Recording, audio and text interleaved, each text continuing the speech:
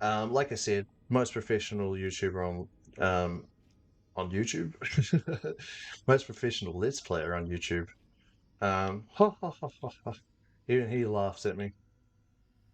Um, so let's keep going this way. So again, it's one of those things where it's like I want to speak candidly about Halo. Um, and for 343 Guilty Spark, I will sort of talk about him a little bit. Um, and like just in case, like yeah, I'm gonna talk. Start. I'm gonna start. Honestly, I'm gonna start talking pretty freely about this. I don't know, like if this is your first time seeing Halo, I'm sorry, but I'm gonna spoil it for you. But 343 Guilty Spark is sort of one of the big antagonists of Halo, in the sense that he's very, very tunnel vision on his duty. Um, he is one of the, is weird because and he will be on your side and then sometimes he won't be, and it always comes down to the flood. Like in Halo 3, he's very much on your side, because or in Halo 2 and Halo 3 he's on your side because he doesn't have a reason to be against us anymore. So much like he's against us, but he doesn't really have like he's still wants to kill the flood, but he doesn't really have the means for it anymore. He has no real purpose to live. And then later on, he gets his purpose again. Again, I'm just trying not to spoil things, but still trying to spoil things. Um, and so he's an antagonist. He's an ally. He kind of changes, and it always comes down to how are we going to kill the flood. So he very much wants to activate the Halo ring. Um, Up until this point, we are right there with him because we know Halo's a weapon, but we don't know the full ins and outs of how it's a weapon. Because it doesn't the ring doesn't actually kill the flood. It just kills the flood's food, right? So it kind of, you know, if we activate the Halo ring, we'll die, and everyone else will. So you have to sort of be, oh man, I've got no health. I might find a health kit somewhere. Health pack, med kit. Um, so he's fucking off to activate things. So now we're going to be in like a last stand moment. I'm sure of it. Um, yeah, here we go. So because we don't know that we don't want to fire the ring, but later on we will obviously come up with a solution because Cortana is still very much in the control room. She knows what's up. So after this level, we'll probably go back to the control room. I say probably, we will. And we'll pretty much see the next move from there. Throw that. And I saw someone had a shotgun. Yeah, yeah, yeah. So we'll take that. Boom. These big carrier pod guys are a little bit painful because if you aren't paying attention and you turn a corner and they're there, they will just explode, um, which will obviously spawn these little guys. And if you're too close, it will get rid of your overshield. I actually read recently that Halo invented the overshield. I'm not sure the truth in that. Like whenever there's something that says like, "Oh, it invented this," sometimes you always get revealed like, "Oh no, there's some obscure fucking thing that did it beforehand that was nowhere near as popular." But for all intensive like purposes, Halo was the first game, like first person shooter to have a overshield, or at least popularized it. Because then it became very much like the norm, right? Like regenerative health, like Call of Duty does it. Um, I mean, the original Call of Duties didn't do it. I think Call of Duty 2 had health kits and everything. If see a shotgun, I'm going for it instantly. The shotgun is gold in this game. I need the shotgun. Oh god. Go, go, go. Get out of there, chief. Oh my god. They're everywhere. It's relentless. That guy had a fucking rocket launcher. That could have gone really badly. Thank God they've got shotguns. Because it's like, I mean, plasma weapons aren't terrible against them, but like, and like, I guess the assault rifle's not terrible, but the shotgun's just like so good. And obviously I'm playing this on easy mode, just so I can kind of blitz on through with not a real care in the world. Like, which, you know, it doesn't mean that I'm playing the perfect game here. Like, I can still die at any moment because of my almost too relaxed aspect, like, not aspect, too relaxed mentality here. But I think it's going pretty fine. Like, nothing too crazy is happening, which I'm happy with. Come on, come on. Feel it, feel it. But we're getting close to the end of the game. It should also be mentioned, I never mentioned this.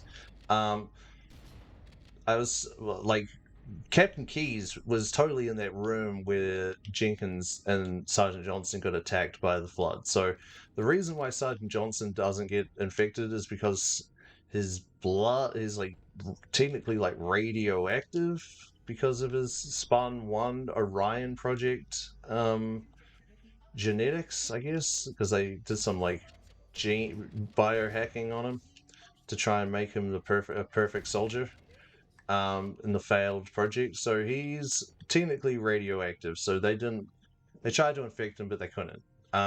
Which is just big, like, canon kind of, like, obviously they retconned Sergeant Johnson to be more important in the later games. So they kind of had to write a reason why. It's never mentioned in the games. It's more like extended universe lore stuff that happens in comics. Um, oh no! See, okay, I didn't see that pod guy. Hopefully that didn't. I think that only took me around here. Oh, maybe not. Oh yeah, no, I'm not that far off where I was. But yeah, so he survives. Captain Keyes, however, has been potentially killed or captured. Um, I know the answer. Will I give it away? No. I'm being such a little fucking um such a little bitch with like the lore, like what I am and what I am not spoiling. Um, it could be very easy for me to spoil it, but I'll leave it because it will be explained within this game. If it's basically, if something gets explained in this game, I'll be a little bit more coy with it until it's revealed.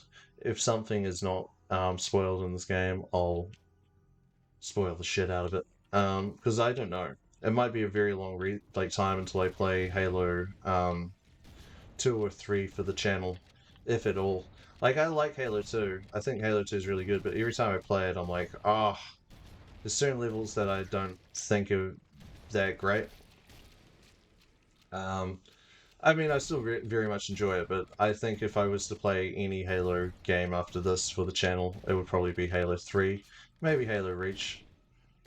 Or maybe ODST. I think ODST would be a fun one because that's one that I'm like, I've definitely played many a times, but I'm not way less familiar with ODST than I am with, say, Halo 1, 2, or 3, or Reach. Or maybe I'd even play Halo 4 because I feel like I haven't played Halo 4 in a long time. It might be, whoa! It might be fun to kind of play that and kind of let it unfold. I won't be playing Halo 5, I'll tell you that much for free. And if I do play Halo 5, it will not be a positive let's play. I need to be like, I went back and watched some of me talking about Halo um, on my previous let's plays, and obviously I was very deprived of food, but it was just a lot of me just going like, man, fuck later Halo games, you're bullshit.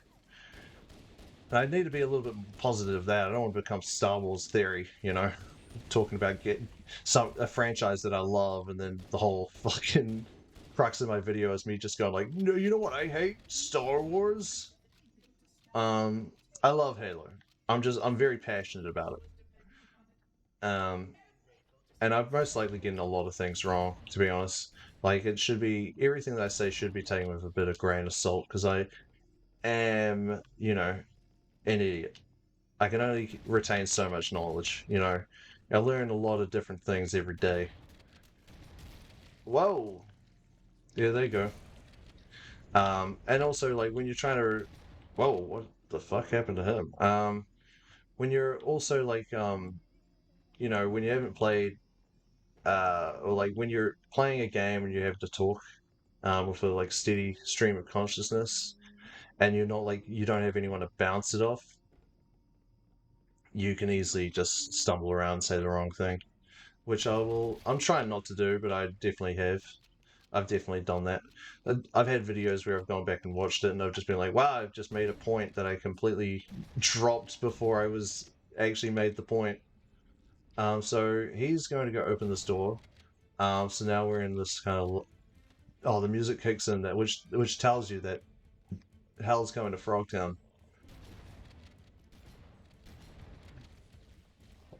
Yeah, but I'm very good at like creating a point and then immediately getting distracted because you've got something's happening on the screen. You know, I'm not a pro at this. I'm just doing this for fun. And like I said, I've got 10 subscribers, and I love all my 10 subscribers, as impersonal as they are. I feel like some of them have subscribed to me so they could get us subscribe back, so they can grow their own channel, which I'm fine with. I've done like 87 videos or something like that, gotten 10 subscribers, which is crazy to me.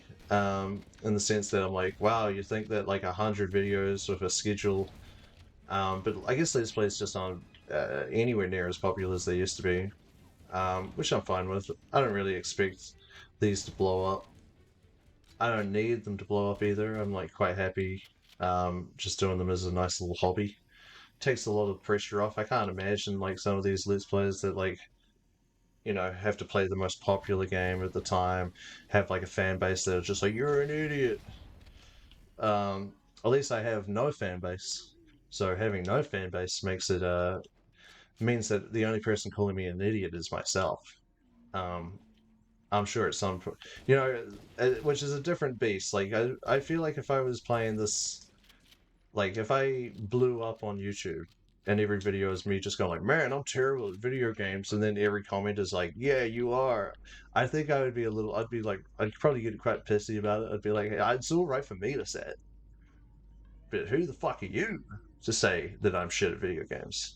Even though I'm saying it every time. Floor, floor, fourth floor. Tools, guns, keys to super weapons. Um, where the fuck is the? Yeah, here we go. So, can tip turned upside down. So wow, it's quite a change, isn't it? Um, but yeah, I'm gonna keep playing. Like once we get to the next level, we will sort of switch back. Switch. Well, we're not going. No sort of about it. I will switch back to the original graphics. It's just for this level. Just for this level that we're going to have the jarring anniversary over the top. Oops, too much level design. I guess like level direction, art direction.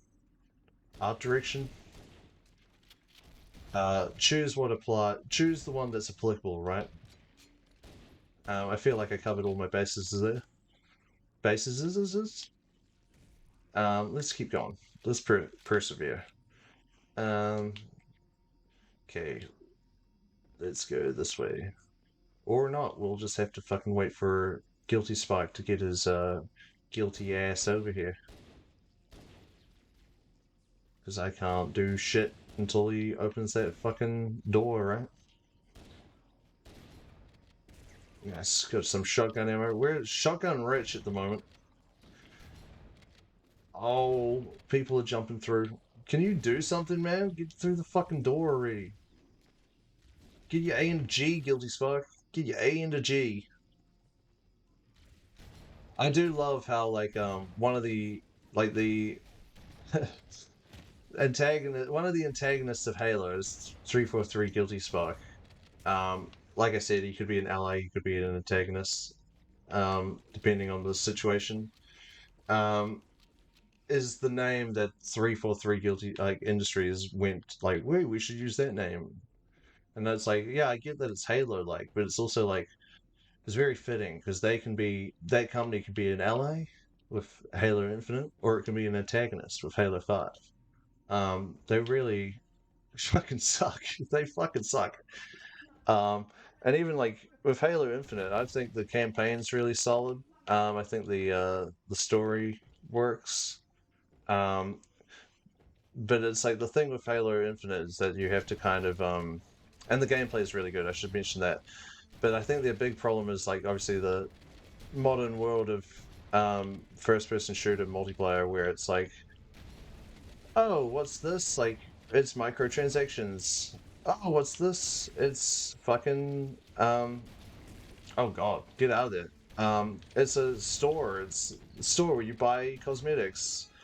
Oh, look at what's this? It's a season pass. I think that's like where things fall apart.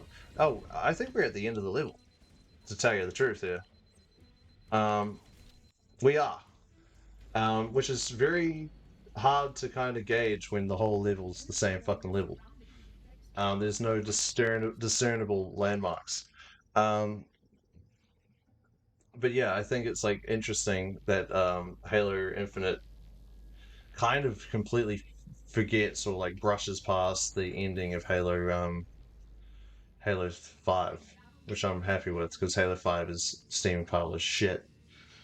To put things into basis like in the basic form.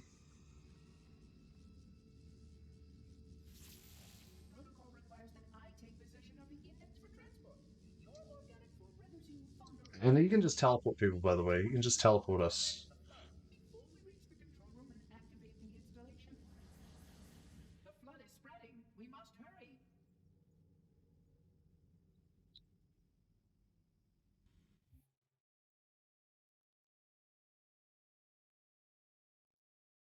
Flood is spreading. Okay, we're back. We're back in the assault room, right?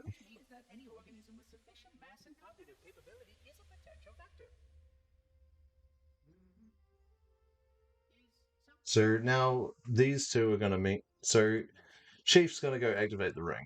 He's like, well, let's do it.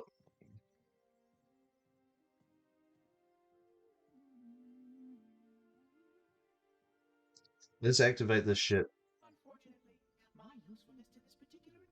Now this level is a very interesting level because it is like it's sort of the last three levels of this game. I don't know if they just didn't have enough money or they just like they always wanted to do this, but it is just three levels of the game but backwards. This is one of them.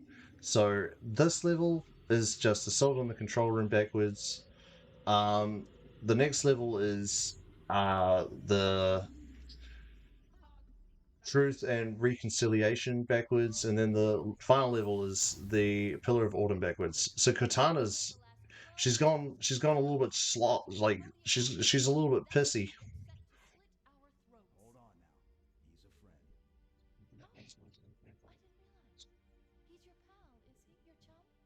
So originally they wanted Cortana to turn evil, um, when they were first making this game, and then they changed the reason, like obviously the plot, which I think was the right move.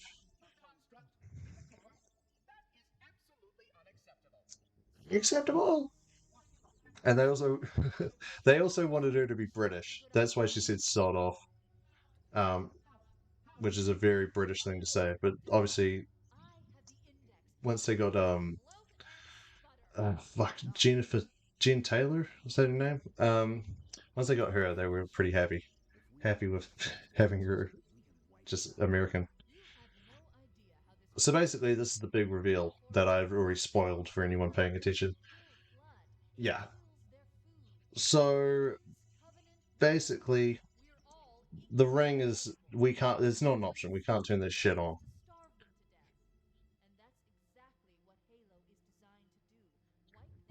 So Master Chief just comes off as a big bozo here because he's like, "Duh, I don't know. I don't know. UNSC. I need to remember that. Commit that to memory.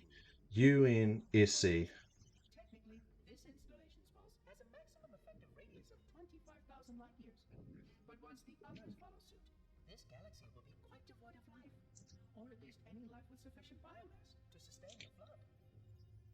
So basically, now we know. Now he knows. We've got the dramatic irony of already knowing because your reliable narrator, me, has spoiled shit already. So now he's basically 343 Guilty Spark is going to turn on us. Again, I'm the king of spoiling things 1 second before they happen, but um, effectively now he's antagonistic towards us because we will not activate the ring. But Halo is already kind of fucked now that the flood is out. So if the flood get off the ring, you're pretty much fucked. You have to, yeah, you're pretty much fucked. It's going to be very difficult to fight the flood. So now we got to go, and now for some fucking reason I get the plasma pistol, which to be honest is actually quite effective against these guys, which I feel like is why they gave it to us to kind of teach us straight away. It's like, hey, use the plasma weapons against the Sentinels. They are weak to it. Um, let's switch back. Yeah, I don't want to fucking dick around with that. Have I got Cortana? Yeah, she's in our head. I don't know why I'm fucking around. An explosion of sufficient size will help destabilize the ring and will cut through a number of primary systems. We need to trigger a detonation on a large scale. Sorry, so if you're reading that if you're reading the subtitles there, or if you're listening to the gameplay, basically, we're going to try and blow up Halo, which I feel like is a good way to end things. You know,